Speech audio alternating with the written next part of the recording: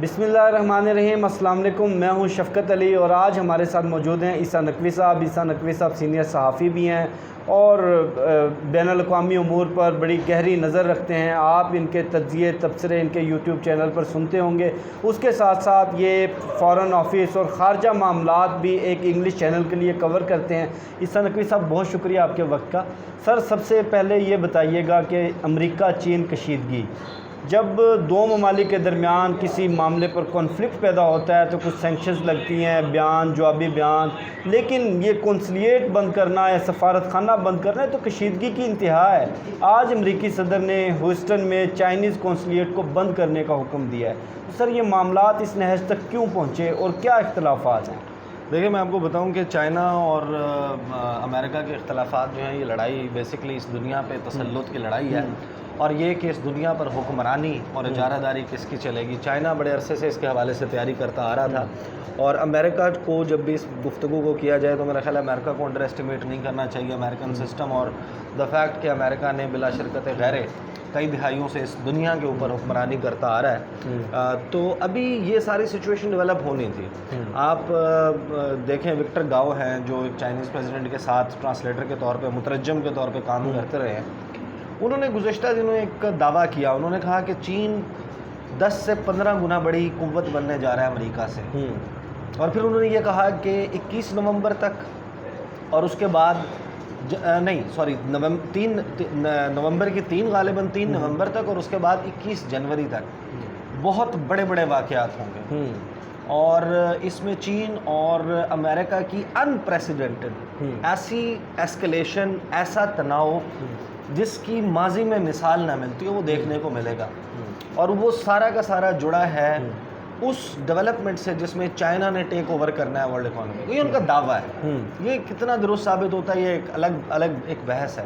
ابھی جو جنگ، جسے میں جنگ ہی کہوں گا، یہ جو چھڑی ہے چین اور امریکہ کے درمیان، یہ دنیا کی 2 سب سے بڑی معیشتوں کی جنگ۔ ایک امریکہ ہے جو دنیا کی سب سے بڑی معیشت ہے، دوسرے پہ چائنا ہے جو دوسری سب سے بڑی معیشت ہے۔ اس کی جہتیں بہت زیادہ ہیں، سفارتی، سیاسی اور عسکری، اسٹریٹجک، یہ ہر قسم کی، اور اکانومی کی، اقتصادی جنگ یہ چل رہی ہے۔ اب امریکہ کو یہ باقاعدہ یقین ہے، آپ ان کی وہ دیکھیں، وہ پر یقین طور پر یہ کہتے ہیں کہ چائنا نے ہمارے ٹریڈ سیکرٹس چوری کیے، چائنا نے ہماری انٹلیکچوئل پراپرٹی کے اوپر ڈاکہ ڈالا ہے، تھیفٹ کیا ہے۔ چین جو بزنس چلا رہا ہے، چین جو بزنس ماڈل چلا رہا ہے، چین جو چیزیں بنا رہا ہے، جو چیزیں پروڈیوس کر رہا ہے ایز اے پروڈیوسر، وہ ہماری چوری کی ہوئی ہے اور ہم سے چیپر بنا رہا ہے اور دنیا کو وہ بیچ رہا ہے۔ یہ ایک مین ایلیگیشن ہے جس کی بنیاد پہ ڈونلڈ ٹرمپ بیسیکلی اپنی الیکشن کیمپین کو چلانا چاہتے ہیں کہ دیکھیں، وہ دوسری جانب تو ڈیموکریٹس کا تو حال ہی کوئی نہیں، وہ تو چین کے ساتھ پنگیں بڑھائیں گے، میں ہوں جو چین کو ٹیک آن کروں گا۔ چین کے خلاف ایک نیریٹو بلڈ کرنا یہ ڈونلڈ ٹرمپ کی الیکشن پالیسی کا حصہ ہے۔ وہ پہلے چین کو ایک بڑے تھریٹ کے طور پہ اسٹیبلش کروا رہے ہیں اپنی امریکن عوام کے سامنے، ان کو ثابت کریں گے کہ اگر امریکہ کو خطرہ ہے تو چین سے ہے، اور پھر وہ یہ ثابت کریں گے کہ اگر بچا سکتا ہے تو کوئی میں۔ یہ ایک سمارٹ الیکشن اسٹریٹجی ہے ان کی، اور وہ یہ باقاعدہ یہ کر رہے ہیں۔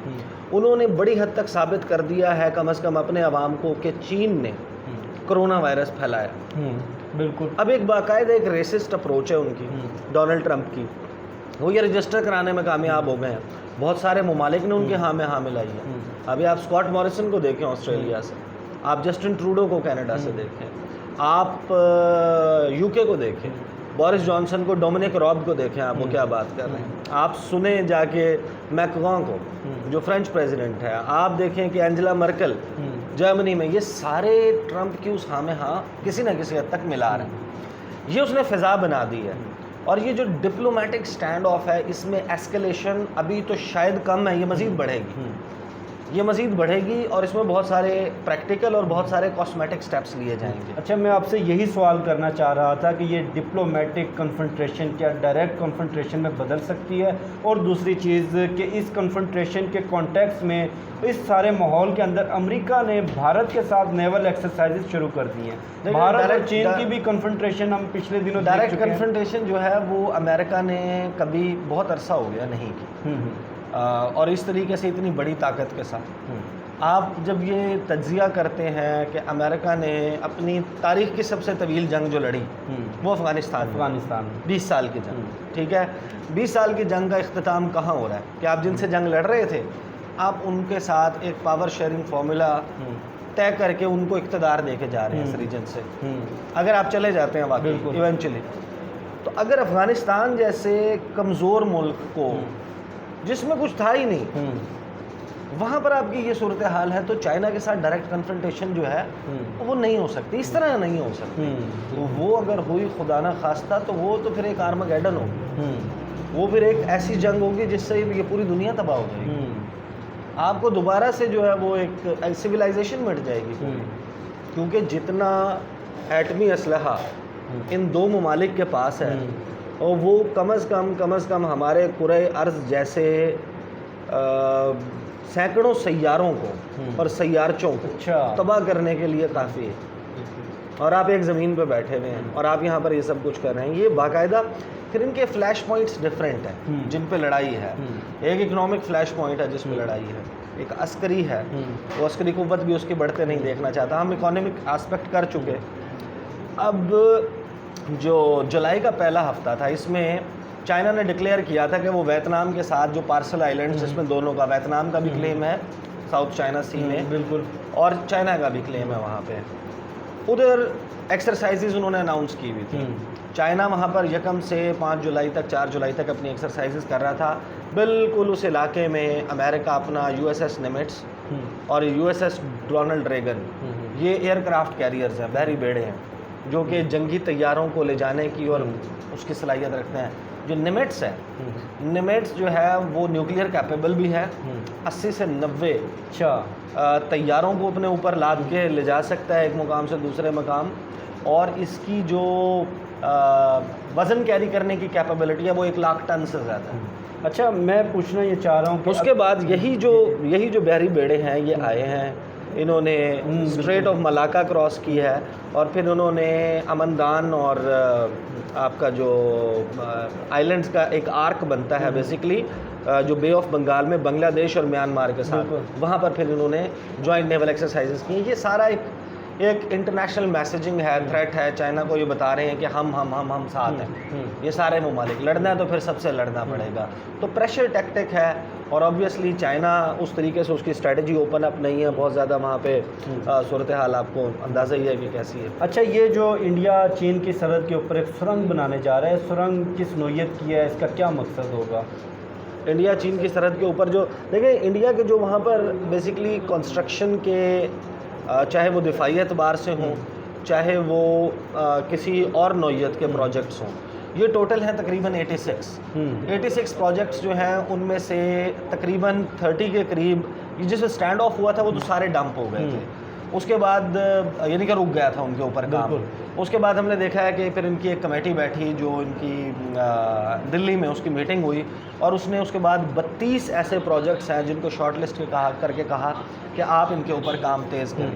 اب جتنے بھی پروجیکٹس جو بالکل لائن آف ایکچوئل کنٹرول کے قریب ہیں وہ کیونکہ ایک انسیٹلڈ انڈیمارکیٹڈ جس کی نشاندہی نہیں ہوئی بھی وہ علاقہ ہے، وہاں پر چاہے پھر دولت بے گولڈی روڈ ہو، چاہے وہاں پر ایئر بیس کی ایکسٹینشن ہو، لینڈنگ اسٹرپ کو آپ ایئر بیس میں کنورٹ کر رہے ہو، وہاں پر آپ اپنی فوجی پریزنس بڑھا رہے ہو، یہ وہ ساری چیزیں ہیں جن کا ایک باقاعدہ فال آؤٹ موجود ہے اور چائنا کے اس کے اوپر اعتراضات موجود ہیں. اور یہ جو اسٹینڈ آف بھی ہے اس کی کہیں نہ کہیں کڑی اس سارے معاملے سے ملتی ہے. اچھا احسان نقوی صاحب، آپ سے آخری سوال. پاکستان اور چین دفاعی اعتبار سے بھی، تاریخی اعتبار سے بھی، سیاسی اعتبار سے بھی بڑے قریبی اتحادی ہیں. چین کی پاکستان میں سی پیک کی بھاری سرمایہ کاری جس پہ امریکہ بڑے عرصے سے تحفظات کا اظہار کرتا ہے. ایون جب پاکستان IMF پیکج لینے لگا تو پاکستان پہ بڑا دباؤ بھی انہوں نے ڈالا. تو اس پورے اسٹینڈ آف سے, اس پوری کنفرنٹریشن سے پاکستان پہ کیا اثرات مرتب ہو سکتے ہیں؟ دیکھیں میں فورسی کر رہا ہوں کہ پاکستان بہت ہاٹ واٹرز میں آنے والا ہے. پاکستان کے اوپر ایک مشکل وقت لانے کی کوشش کی جائے گی, اللہ نہ کرے کہ ایسا ہو. لیکن اگر ہم اس ساری تھیوری کو مان لیں جو بھارت سمجھ رہا ہے, جو امریکہ سمجھ رہا ہے, جو راہل گاندھی کہہ رہا ہے, جو نریندر مودی کہہ رہا ہے کہ چائنا کے ایکسپینشنسٹ توسیع پسندانہ عزائم ہے, چائنا اس دنیا پہ یہ سب کچھ کرنا چاہتا ہے, وہ ری میپ کرنا چاہتا ہے دنیا کو, وہ ری اسٹرکچر کرنا چاہتا ہے, وہ تنظیم نو کرنا چاہتا ہے, وہ ایک نیو ورلڈ آرڈر انٹروڈیوس کروانا چاہتا ہے, وہ ریجنل ری الائنمنٹ چاہتا ہے. اگر ہم اس تھیوری کو مان لیں تو اس میں انتہائی اہمیت ہے پاکستان کی, بالکل عسکری اعتبار سے, geo strategic positioning of Pakistan, جو چائنا کو وارم واٹرز تک یا ایٹ لیسٹ ایک آلٹرنیٹ روٹ, کیونکہ آپ ساؤتھ چائنا سی سے جاتے ہیں تو آپ کا راستہ بند کیا جاتا ہے آبنائے ملاقہ میں جو ملیشیا اور انڈونیشیا کے درمیان ہے. اس کی بڑی سخت پیٹرولنگ کرتا ہے امریکہ. انڈیا امریکہ یہ لوگ جا کے وہاں سے وہ بند کر دیتے ہیں, تو وہاں سے آپ ان کا راستہ بند کر دیتے ہیں. جاپان کے ساتھ کنفرنٹیشن ہے, تائیوان کے ساتھ, فلپین کے ساتھ, تھائی لینڈ کے ساتھ, سنگاپور کے ساتھ, ان تمام ممالک کے ساتھ ڈسپیوٹ ہے. بالکل ایسا یہ سارے ان کے اگینسٹ ہو جاتے ہیں.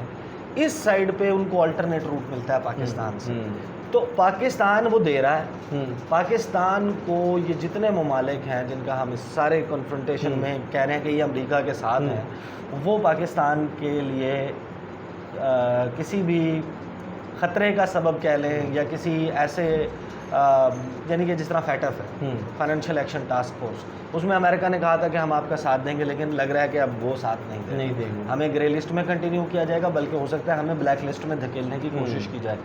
تو یہ ساری چیزیں ہیں جن کا آبویسلی, اور پولیٹیکل ریزنس ہیں اس کے آن گراؤنڈ سچویشن سے شاید اتنا تعلق نہیں ہے کہ اگر وہی پاکستان جس پہ اب آپ یہ اعتراض لگائیں گے, کیا وہی پاکستان پہلے نہیں تھا جب آپ نے کہا تھا کہ ہم ہیلپ کریں گے پل آؤٹ کرنے میں, اور آپ کر بھی رہے تھے, گرے لسٹ میں آپ کو کنٹینیو بھی کرایا تھا. بالکل. تو یہ ساری چیزیں ہیں جو ڈیولپ ہو رہی ہیں. بہت شکریہ عیسیٰ نقوی صاحب. مجھے شفقت علی کو اور عیسیٰ نقوی کو دیجیے اجازت. انشاءاللہ آپ سے پھر نیکسٹ ویڈیو میں ملاقات ہوگی. تب تک کے لیے اللہ حافظ.